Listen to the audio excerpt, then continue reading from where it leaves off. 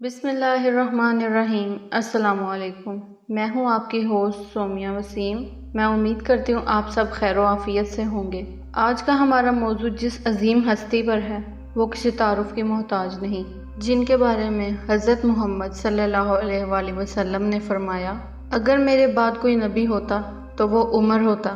جی ہاں سامعین، آج کا ہمارا موضوع حضرت عمر فاروق رضی اللہ تعالیٰ عنہ پر ہے۔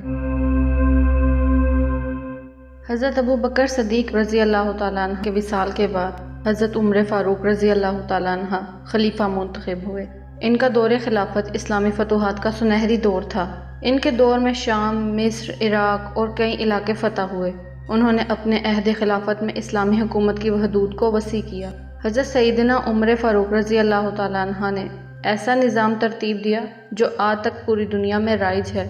انہوں نے سن ہجری کا آغاز کیا، جیل کا تصور دیا، موذنوں کی تنخواہیں مقرر کی، مسجدوں میں روشنی کا بندوبست کیا اور پولیس کا محکمہ بنایا۔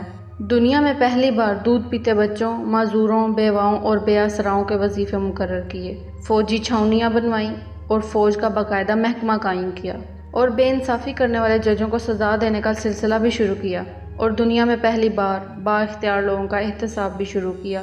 حضرت عمر فاروق رضی اللہ تعالیٰ عنہ فرماتے تھے، جو حکمران عدل کرتے ہیں وہ راتوں کو بے خوف سوتے ہیں۔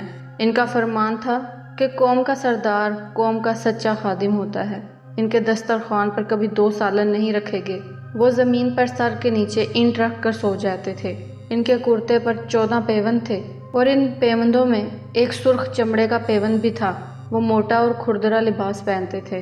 انہیں نرم اور باریک کپڑے پسند نہیں تھے۔ آپ رضی اللہ تعالیٰ عنہ جب کسی کو گورنر بناتے تھے تو اسے نصیحت فرماتے کہ کبھی ترکی گھوڑے پر سوار نہ ہونا، باریک لباس نہ پہننا، چھنا ہوا آٹا نہ کھانا، دربار نہ رکھنا یا کسی فریادی کے آنے پر دروازہ بند نہ کرنا۔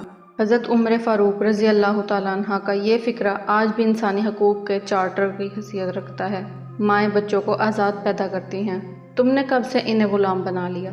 وہ اسلامی دنیا کے پہلے خلیفہ تھے جنہیں امیر المومنین کا خطاب دیا گیا، اور دنیا کے واحد حکمران تھے جو فرماتے تھے، میرے دور میں اگر فرات کے کنارے کوئی کتا بھی بھوکا مر گیا تو اس کی سزا بھی مجھ کو بھگتنا ہوگی۔ حضرت عمر فاروق رضی اللہ تعالیٰ عنہ نے اپنے دور میں جس خطے میں اسلام کا جھنڈا لہرایا، وہاں سے آج بھی اللہ اکبر کی صدائیں آتی ہیں۔ وہاں آج بھی لوگ اللہ تعالیٰ کے سامنے سجدہ کرتے ہیں۔ ان کا بنایا ہوا نظام دنیا کے 245 ممالک میں آج بھی کسی نہ کسی شکل میں موجود ہے۔ آج بھی کسی ڈاک خانے سے کوئی خط نکلتا ہے، پولیس کا کوئی سپاہی وردی پہنتا ہے، کوئی فوجی جوان 4 ماہ بعد چھٹی پر جاتا ہے، یا پھر حکومت کسی بچے، معذور، بیوہ یا بے آسرا شخص کو وظیفہ دیتی ہے تو وہ غیر ارادی طور پر حضرت عمر فاروق رضی اللہ تعالیٰ عنہ کو عظیم ترین حکمران تسلیم کرتی ہے۔ حضرت عمر رضی اللہ تعالیٰ عنہ کے بارے میں مشرکین بھی اعتراف کرتے ہیں، اسلام میں اگر ایک اور عمر ہوتا، آج دنیا بھر میں صرف دین اسلام ہی نافذ ہوتا۔ حضرت عمر بن خطاب رضی اللہ تعالیٰ عنہ اعلان نبوت کے 6 سال اسلام لائے۔ آپ کے قبول اسلام کے لیے نبی کریم صلی اللہ علیہ وآلہ وسلم نے اس طرح دعا فرمائی، اے اللہ، عمر بن خطاب کے ذریعے اسلام کو غلبہ عطا فرما۔ اس حدیث سے ظاہر ہوتا ہے حضرت محمد صلی اللہ علیہ وآلہ وسلم صرف آپ کا نام لے کر ہی دعا فرما رہے ہیں، اور یہ آپ کے لیے بڑے شرف کی بات ہے۔ آپ کے اسلام قبول کرنے سے اسلام لانے والے مردوں کی تعداد 40 ہوگی۔ حضرت عبداللہ بن مسعود رضی اللہ تعالیٰ عنہ کا قول ہے، جب سے حضرت عمر رضی اللہ تعالیٰ عنہ اسلام لائے، یہ دین روز بروز ترقی کرتا چلا گیا۔ حضرت عمر رضی اللہ تعالیٰ عنہ فرماتے ہیں کہ جب میں نے اسلام قبول کیا تو دار ارقم میں موجود مسلمانوں نے اس زور سے تکبیر بلند کی کہ تمام اہل مکہ نے سنا۔ میں نے دریافت کیا، یا رسول اللہ صلی اللہ علیہ وآلہ وسلم، کیا ہم حق پر نہیں ہیں؟ فرمایا، کیوں نہیں، یقیناً ہم حق پر ہیں۔ میں نے عرض کی، پھر ہم پوشیدہ کیوں ہیں؟ چنانچہ وہاں سے تمام مسلمان 2 صفیں نکال کر نکلے۔ ایک صف میں حضرت حمزہ رضی اللہ تعالیٰ عنہ تھے اور ایک میں تھا۔ جب ہم اس طرح مسجد حرام کی طرف داخل ہوئے تو کفار کو سخت ملال ہوا۔ اس دن سے رسول اللہ صلی اللہ علیہ وآلہ وسلم نے مجھے فاروق کا لقب عطا فرمایا، کیونکہ اسلام ظاہر ہو گیا اور حق و باطل میں فرق پیدا ہو گیا۔ حضرت علی رضی اللہ تعالیٰ عنہ کا ارشاد ہے، حضرت عمر رضی اللہ تعالیٰ عنہ کے سوا کوئی شخص ایسا نہیں جس نے اعلانیہ ہجرت کی ہو۔ جس وقت حضرت عمر رضی اللہ تعالیٰ عنہ ہجرت کے ارادے سے نکلے، آپ نے تلوار حمائل کی، کمان شانے پر لٹکائی اور ہاتھ میں تیر پکڑ کر خانہ کعبہ کا طواف کیا۔ پھر وہاں موجود کفار قریش میں سے ایک ایک فرد سے الگ الگ فرمایا، تمہاری صورتیں بگڑیں، تمہارا ناس ہو جائے۔ ہے کوئی تم میں سے جو اپنی ماں کے بیٹے کو محروم، اپنے بیٹے کو یتیم، اپنی بیوی کو بیوہ کرنے کا ارادہ رکھتا ہو؟ وہ آئے اور جنگل کے اس طرف آ کر مجھ سے مقابلہ کرے۔ میں اس شہر سے ہجرت کر رہا ہوں۔ کفار کو آپ کا مقابلہ کرنے کی جرأت نہ ہو سکی۔ غیب جاننے والے حضرت محمد صلی اللہ علیہ وآلہ وسلم کا ارشاد ہے، اگر میرے بعد کوئی نبی ہوتا تو وہ عمر بن خطاب ہی ہوتے۔ آپ سے 539 احادیث مروی ہیں۔ آپ کی صاحبزادی حضرت حفصہ رضی اللہ تعالیٰ عنہ کو حضور پاک صلی اللہ علیہ وآلہ وسلم کی زوجہ ہونے کا شرف حاصل ہے۔ سیدنا عمر رضی اللہ تعالیٰ عنہ تمام غزوات میں آقا مولا کے ساتھ رہے اور غزوہ احد میں آپ نے ثابت قدمی دکھائی۔ مصر کی فتح کے بعد وہاں کے گورنر عمر بن عاص رضی اللہ تعالیٰ عنہ نے مصریوں کو ان کے رواج کے مطابق ایک کنواری لڑکی دریائے نیل کی بھینٹ چڑھانے کی اجازت نہ دی تو دریائے نیل خشک ہو گیا۔ اس پر گورنر نے آپ کی خدمت میں سب ماجرا لکھ کر بھیجا۔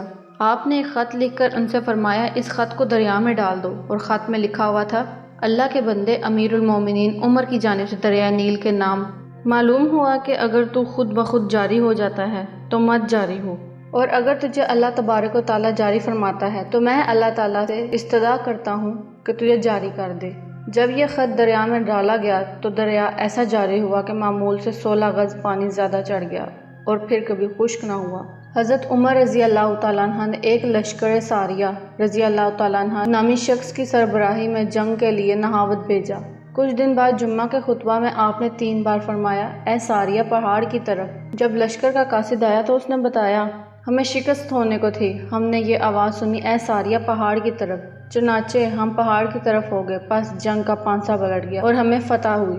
حضرت عمر فاروق رضی اللہ تعالیٰ عنہ سابقین و اولین میں سے ہیں، عشرہ مبشرہ اور خلفائے راشدین میں سے ہیں۔ آپ سے 539 احادیث مروی ہیں۔ ترمذی میں حضرت عبداللہ بن عمر سے روایت ہے، رسول اللہ صلی اللہ علیہ وآلہ وسلم نے ایک روز دعا فرمائی کہ اے اللہ، عمر ابن خطاب یا عمر ابن ہشام سے اسلام کو تقویت دے۔ ابو جہل کا نام بھی عمر تھا، جہالت کی وجہ سے ابو جہل ہو گیا۔ اللہ تعالیٰ نے عمر ابن خطاب رضی اللہ تعالیٰ عنہ کے بارے میں دعا قبول فرمائی۔ حضرت انس رضی اللہ تعالیٰ عنہ سے حدیث کا مضمون یہ ہے کہ حضرت عمر رضی اللہ تعالیٰ عنہ تلوار لٹکائے ہوئے نکلے۔ کسی نے کہا، اے عمر کہاں جا رہے ہو؟ جواب دیا، صلی اللہ علیہ وآلہ وسلم کو قتل کرنے کو۔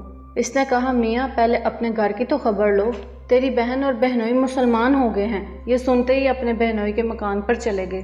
وہاں حضرت خباب رضی اللہ تعالیٰ عنہ پہلے ہی سے تھے۔ وہ تینوں آہستہ آہستہ سورہ طٰہٰ پڑھ رہے تھے۔ آپ کے آنے پر خاموش ہو گئے۔ آپ نے دریافت کیا، یہ کیا پڑھ رہے تھے؟ بہنوئی نے کہا، ہم آپس میں باتیں کر رہے تھے۔ حضرت عمر رضی اللہ تعالیٰ عنہ نے کہا، معلوم ہوا بے دین ہو گئے ہو۔ بہنوئی نے کہا، تمہارا دین حق نہیں ہے۔ حضرت عمر فاروق رضی اللہ تعالیٰ عنہ نے غصے سے ایک تماچا مارا۔ بہن چھڑانے لگی تو اس کو ایسا دھکا دیا کہ چوٹ کھا کر زخمی ہوگی، منہ سے خون جاری ہو گیا۔ بہن نے غصے سے کہا، تمہارا دین سچا نہیں، میں گواہی دیتی ہوں کہ خدا کے سوا کوئی معبود نہیں اور حضرت محمد صلی اللہ علیہ وآلہ وسلم اللہ کے رسول اور بندے ہیں۔ حضرت عمر کا دل نرم ہو گیا، کہا، وہ کتاب مجھے بھی دو، میں بھی پڑھوں۔ بہن نے کہا، تم نجس ہو، اس کتاب کو پاک لوگ چھو سکتے ہیں، پہلے غسل یا کم از کم وضو کر لو۔ وضو کیا اور کتاب میں سورہ طٰہٰ تھی، پڑھتے پڑھتے رونے لگے اور فرمایا، مجھے حضرت محمد صلی اللہ علیہ وآلہ وسلم کے پاس لے جاؤ۔ بعض کہتے ہیں کہ گلے میں رسی باندھ کر لے گئے۔ ادھر سرور عالم صلی اللہ علیہ وآلہ وسلم پر اسی حالت میں وحی نازل ہوئی۔ حضرت محمد صلی اللہ علیہ وآلہ وسلم نے حضرت عمر رضی اللہ تعالیٰ عنہ کا دامن پکڑا، تلوار پکڑ کر فرمایا، اے عمر، کب تک خدا کے رسول سے ہٹ درمی کرتے رہو گے؟ یہ سنتے ہی حضرت عمر رضی اللہ تعالیٰ عنہ نے پڑھا، میں گواہی دیتا ہوں کہ کوئی معبود نہیں سوائے اللہ کے، اور بے شک تو خدا کا بندہ اور رسول ہے۔ یہ 27 ذی الحج سن 23 ہجری بدھ کا دن تھا جب سیدنا عمر رضی اللہ تعالیٰ عنہ مسجد نبوی میں نماز فجر کی امامت کروا رہے تھے۔ نماز کے دوران ابو لولو فیروز نامی مجوسی غلام نے زہر آلود خنجر سے خلیفہ دوم سیدنا عمر فاروق رضی اللہ تعالیٰ عنہ پر 3 وار کیے۔ آپ رضی اللہ تعالیٰ عنہ زخمی ہو کر گر پڑے اور پھر حضرت عبد الرحمن بن عوف رضی اللہ تعالیٰ عنہ سے کہا کہ امامت کرواؤ۔ بدبخت قاتل نے مسجد سے بھاگتے ہوئے 13 کے قریب مسلمانوں پر وار کیے۔ جن میں سے 7 شہید ہو گئے اور بعد میں پکڑے جانے پر خودکشی کر لی۔ آپ رضی اللہ تعالیٰ عنہ کو بے ہوشی کی حالت میں گھر لایا گیا اور ہوش آنے پر جب آپ رضی اللہ تعالیٰ عنہ کو بتایا گیا کہ حملہ آور مجوسی تھا تو آپ رضی اللہ تعالیٰ عنہ نے اس بات پر اللہ کا شکر ادا کیا کہ حملہ آور مسلمان نہ تھا۔ آپ پر حیثیت الہی کی کیفیت طاری ہو گئی۔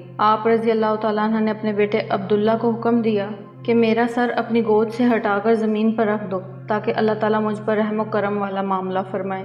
اس موقع پر حضرت عبداللہ بن عباس رضی اللہ تعالیٰ عنہ آپ رضی اللہ تعالیٰ عنہ کو تسلیاں اور بشارتیں دیتے رہے۔ 3 دن کرب میں گزارنے کے بعد آپ رضی اللہ تعالیٰ عنہ زخم و کتاب نہ لاتے ہوئے یکم محرم الحرام سن 24 ہجری کو 62 سال کی عمر میں جام شہادت نوش فرما گئے۔ حضرت صہیب رضی اللہ تعالیٰ عنہ نے نماز جنازہ پڑھائی۔ حضرت علی رضی اللہ تعالیٰ عنہ، حضرت عثمان رضی اللہ تعالیٰ عنہ، حضرت عبد الرحمن رضی اللہ تعالیٰ عنہ، حضرت سعد بن وقاص رضی اللہ تعالیٰ عنہ، حضرت طلحہ رضی اللہ تعالیٰ عنہ اور حضرت عبد الرحمن بن عوف رضی اللہ تعالیٰ عنہ نے سیدنا عمر فاروق رضی اللہ تعالیٰ عنہ کو قبر میں اتارا۔